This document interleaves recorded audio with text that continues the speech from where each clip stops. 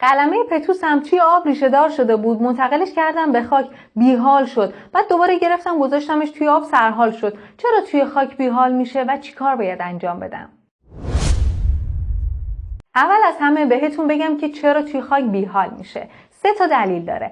اولین دلیلش اینه که گیاه یک سری تارهای کشنده یا ریشه مویی روی ریشه های اصلیش که ما میبینیم داره. اون ریشه های مویی وظیفه جذب آب و عناصر رو به عهده دارن که وقتی ما میایم از آب گیاه رو منتقل میکنیم به خاک، اون ریشه های مویی آسیب میبینن و همین باعث میشه که گیاه نتونه تا یه مدت تا بتونه اونها رو ترمیم کنه، آب و عناصر جذب کنه، پس بیحال میشه. این اتفاق رو ما توی تعویض گلدون هم داریم. دومین دلیلش اینه که خاک جامده، مثل آب مایع نیستش که گیاه بتونه راحت ریشه‌هاش رو گسترش بده. به اون محیط عادت کرده و توی آب هم اکسیژن بیشتره برای ریشه ها. توی خاک به این صورت نیست، مگر اینکه شما بیاین با زهکشی بهتر خاک به اکسیژن رسانی بیشتر ریشه ها کمک کنین. و اما دلیل سوم، خاکی که استفاده کردین آلوده بوده، قارچ‌های مخرب داشته، از اون ریشه مویی هم آسیب دیده بوده. قارچ‌ها از اون محل وارد بافت گیاه میشن، توی بدنه گیاه حرکت میکنن، از بافت ریشه و ساق تغذیه میکنن و در نهایت گیاه شما بیحال میشه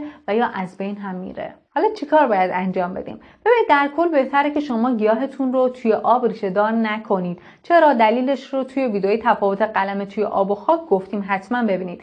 اما بهتره که به جای اون از ترکیب آب و پرلیت، آب و لیکا یا کوکوپیت و پرلیت استفاده کنین که نیمه جامد یا جامد هستن و وقتی که قلمه از اونها به خاک منتقل میشه، شوک کمتری بهش وارد میشه. این نکته هم یادتون باشه که توی هر بستری که میخواین قلمه هاتون رو ریشه دار کنید، حالا به جز آب، حتما استریل باشه که گیاهتون دچار بیماری نشه. بعد قلمه ها رو اگر قراره که از یه بستر کشت دیگه مثل حالا آب، کوکوپیت، پرلیت و اون بستری که براتون مثال زدم منتقل کنید به خاک، اجازه ندید که به اون محیط اولیه عادت کنن. 3-4 سانتی ریشه زدن منتقلشون کنین به خاک.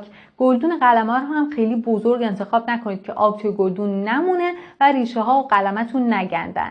بعد قلمه هاتون رو هم در جایی با نور متوسط قرار بدین و کاورشون کنین. اینجوری فرایند تشکیل ریشه مویی یا بازسازیش سریعتر انجام میشه. اگر هنوز براتون مبهمه که چرا قلمه ها رو باید کاور بکنیم یا نیاز به نور دارن، قبلا یه ویدیو راجبش ساختیم، حتما یه سری بهش بزنیم. امیدواریم که این ویدیو هم براتون مفید باشه و بتونه در تکثیر و قلمه زنی گل هاتون بهتون کمک کنه. لایک و به اشتراک گذاری این ویدیو یادتون نره که باعث دلگرمی ماست.